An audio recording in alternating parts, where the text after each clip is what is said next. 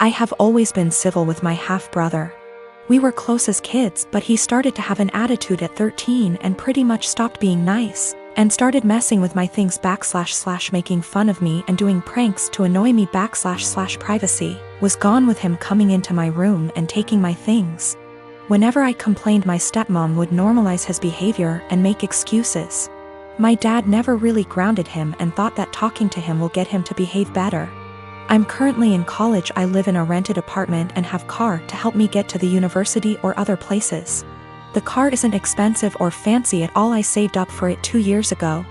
I decided to have Christmas dinner with my family. It's the perfect opportunity to be with family since I haven't seen my dad in a while. I arrived at my dad's house and left my purse and my keys on the kitchen island after my stepmom told me to help with dinner. My half-brother started talking about my car in the kitchen while my stepmom was listening and asked if he could take it for a couple of hours to hang out with friends. I politely told him no. He threw a fit and brought up how I needed to relax and not worry, but my answer was still the same. While we were sitting at the dinner table, my half-brother got up, washed his hands, and I thought he went outside. I got busy talking to my dad, and after I got up to wash my hands, I noticed my car keys weren't there. I went outside to ask him, and neither he nor my car were there. I lost it. I started calling his phone, but he hung up on me several times. I was furious. I told my dad I'd call the police if he didn't come back with the car. My stepmom jumped to defend him and said I was being unreasonable to call the police. I called him one last time, then I called the police. My stepmom freaked out when my half-brother got picked up by the police. She told me to go explain the situation to the authorities, otherwise he'd spend the night in jail. But I refused, especially since I still hadn't got my car back.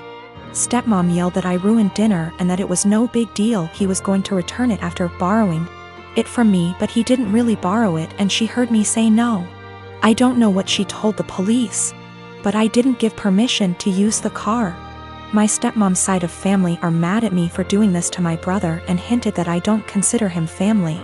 My dad's side of family sided with me, saying he deserved it. My dad said I overreacted and I shouldn't have called the police when he disappeared for 4 hours. I talked to the police about what happened, and I learned later that my stepmom said that her son was allowed to borrow it, and that it was a misunderstanding. I wasn't going to let her continue to lie, but my dad told me to back off and let it go. This really upset me. My half-brother wasn't even berated the way I was by the family. I have been with my partner for 7 years. We initially met online, and after meeting in person a few times and realizing our affection for one another, we found it promising to move in together. I moved from California to Pennsylvania to be with him throughout graduate school. All was seemingly well during this time. I have never really had any reason to not trust him. I encouraged him to, very much so, to try his best to make friends, or to explore hobbies on his own outside of the various ones we share, because I have my own passions. And I found we connected most when we met in the middle through conversations about these passions, through the act of explaining or showcasing what we've taken in or learned. Throughout these 7 years, he has struggled with very low self-esteem, and though I don't necessarily think of myself as the pillar of self-love, the depth of mine doesn't reach the low perception of his self-value.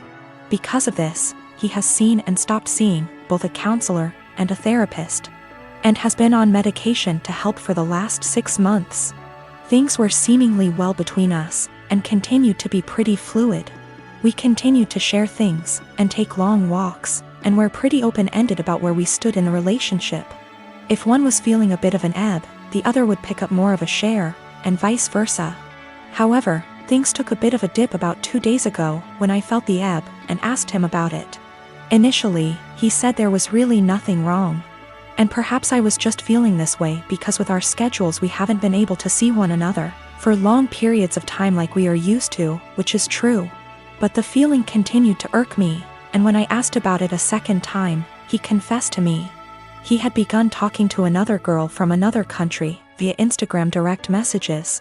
And though things between she and him never crossed the boundaries of platonic friendship, he really loved the initial rush of someone asking him questions about his favorite movie, his favorite album, his favorite book. All things he and I already know very well about one another.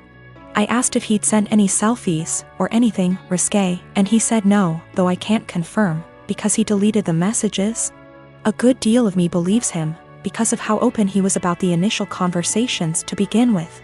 We slept apart, and I just felt really confused the entire night, because I couldn't really resonate with wanting that sort of attention from someone else.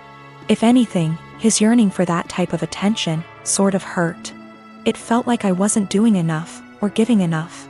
The next morning, though I don't have an Instagram, and am not on the app, I went to check his using the desktop version, and found that posts where he once called me the love of his life, or a specific post with a gift I gave him that once said, "Greatest gift from the greatest girl," were still on his profile, but the words, girlfriend, or love of my life, were completed erased. With this realization, my confusion and hurt turned to very real heartache. I called him and asked if he had deleted these words from the specific posts, and with shame, he said yes, he did.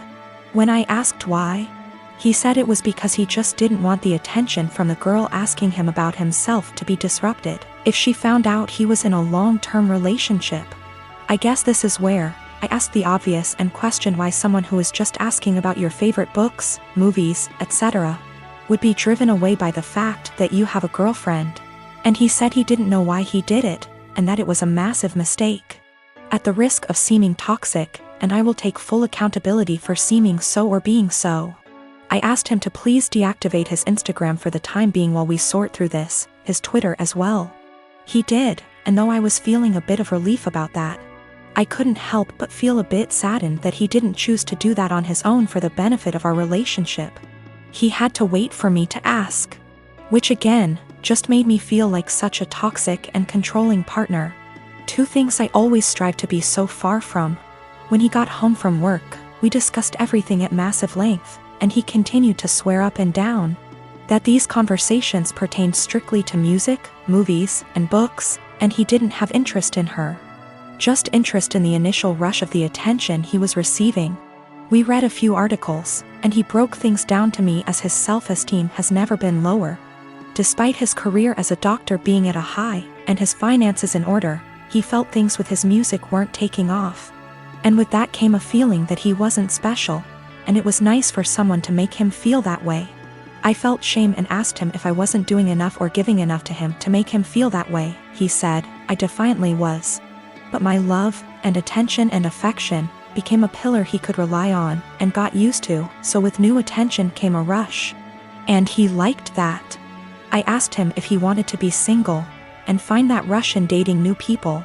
And he kept insisting that that's so far from what he wants. He wants to remain a couple, and do all he can to work on these things together. Though I can't help but correlate that feeling he enjoys with the feeling of a first date. Which hurts, of course. I told him I didn't really see how we could move past this because there was nothing much for me to make an attempt to work on moving forward. This seems to be a self-stemming problem that I emphasize with, but just don't want to be on the receiving end of the counter effects. So though it is incredibly uneasy to begin to think of how difficult it'll be to begin again, it is just as difficult to think about how difficult it would be to stay and try to rebuild back up an issue that I feel like just a bystander. When it comes to this has all been very painful, and if this comes to an end, I just want it to be as civil and as possible. He deserves to love himself, but not at the expense of the love we have between us. I deserve love that is stable and comforting, and not laced with newfound paranoia. Despite this all, my heart is still very much in this, of course, and he has been very vocal about how it was just one mistake. Nothing happened, we can work through this, etc. And I secretly keep hoping he will make a step, any step really, to showcase these words and implement action, seek a new therapist. Find the two of us a relationship counselor, buy a book on self-help or on how couple conquer affairs, anything at all. Without me having to be the one to ask him. I just want him to have that yearning that he continues to say he has, but instead of saying it, I was him to show me. That makes me irrational or just plain dumb. I believe to be in a state where I can handle either answer, or something completely different just the same. Do all think I'm blowing something completely out of proportion? Given how this was an exchange of conversation between him and another girl for just a few days, and his erasure of me on his profile was only for about 2 days? This has been a first in this relationship, this has been a first in my life, truthfully. I just felt completely vulnerable and isolated. My cousin Amy has twins and has a nasty habit of dumping them onto relatives to babysit for the entire day without any warning or regard for their time. I have a very strained relationship with her, but because my mom's side of the family demands that we all remain close-knit, so I have no choice to tolerate her. When she initially gave birth to them, she teased me that I'll have to take on babysitting duty from now on. I'm no good with kids, so I remarked to her that if I ever have them, I'll train them, not babysit. She brushed me off. The kids now are hella destructive and loud, pulling out stuffing inside furniture, holes inside walls, smashing anything glass and porcelain, screaming louder than a fire alarm. You name it. When it was my first turn to deal with them, I immediately walked with them to the store and grabbed the biggest bag of M&Ms I could find and trained them so that every time they follow my orders and behave, they get one. If they misbehave, I get one. Soon enough, every time the kids were dumped on me, they went with my guidelines and behaved. Whenever I say sit, they sit at the table. When I say stay, they don't leave that spot, etc. 2 days ago there was a party planned with the whole extended family. I know, pandemic. Didn't want to, but mom insisted, and I grabbed the M&Ms since the twins were there. Arrived, twins were being so destructive, an entire tray of food was spilled. That all the adults had enough and yelled at Amy to control them. She vomited the same excuse of them just being kids and they'll grow out of it eventually.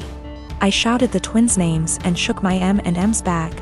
They came running over to me and I popped 6 pieces into my mouth for their misbehavior. I told them to go clean up the mess or no candy all night. They do so. Halfway through the party, every time something similar came up or they just weren't behaving, I was the one able to calm them down. When Amy saw what I was doing, she got angry and started yelling at me about how her children aren't animals and that I shouldn't be giving them so much candy anyway. I told her that I'm their aunt, not their parent. Why am I the one disciplining them? Isn't that her job? She screamed the same argument at me, and since she's their mother, to stop giving them candy. One of the twins overheard and went apeshit. Dashed straight into the kitchen and started shattering anything they can get his hands on, shouting over and over that he wants candy. His twin joined him soon after. I repeated that she's their mother, and just sat in the living room watching it all unfold. At the end, Amy blamed me for them turning out this way. The other relatives she dumped them on, a majority, disagreed, but when I told a friend about the situation, he told me that the training I did can really up the kids mentally later in life. One of my best friends, Carla, is getting married soon. It's only meant to be a small backyard type of wedding, but they've been planning it for a few months now, and originally, it was supposed to be on my property. They wanted it because it's private, has lots of open space for the reception, a nice view, and the house could be used for them to get ready and stuff. Of course I said yes. She and her fiancé, Rick, were very happy. Thing is, Carla and I do have a history. We went out on and off in college but decided to stay friends. Then I met my wife, we got married, Carla met Rick, and now here they are. Now my wife knows I went out with Carla back in college and she didn't care. Carla still went to our wedding and everything. I never knew if Rick was told or not. It's not my relationship, therefore not my business to say anything, so I never did. Rick found out recently and not in the best way. Not sure how, but from what I heard from friends is that one mutual friend told him, no idea why, we used to date. Not only that, but apparently Carla said a couple years ago she was still in love with me when she was already dating Rick. Don't have actual confirmation if that's exactly what he was told. All Carla's told me is that Rick was told about our past and he's angry at her for never saying anything. It became quite a drama and didn't hear from her for over a month until now. She told me they're going to couples counseling and that the wedding is still on. But Rick requested that I not attend. It sucks, but I totally get why he wouldn't be comfortable. Then I asked the obvious question, where are they going to hold the wedding then? To my surprise, she said they still want it at our place. Rick said so too, and in my mind I'm going, he doesn't want the guy who dated his fiancée years ago at the wedding, but still wants the wedding at his house. My wife and I are expected to just not be at our home that weekend, and I told Carla no. They're going to have to find someplace else since we're not going to simply leave our home to them for the weekend. Not only for safety reasons, but it just doesn't make sense. Rick doesn't want me around because he's not comfortable but is comfortable enough to have their wedding at my house? They really want their wedding here though, and because of that I've been bugged by not only her but also Rick, and some friends who think I'm being a petty asshole for not letting them have the wedding here anymore. Honestly, don't think that I am. It just doesn't make sense at all to have to leave our own place for a wedding we're no longer welcome to and leaving our home totally vulnerable. Still, being accused of sabotaging their wedding, and Rick believes it's the least I can do after everything.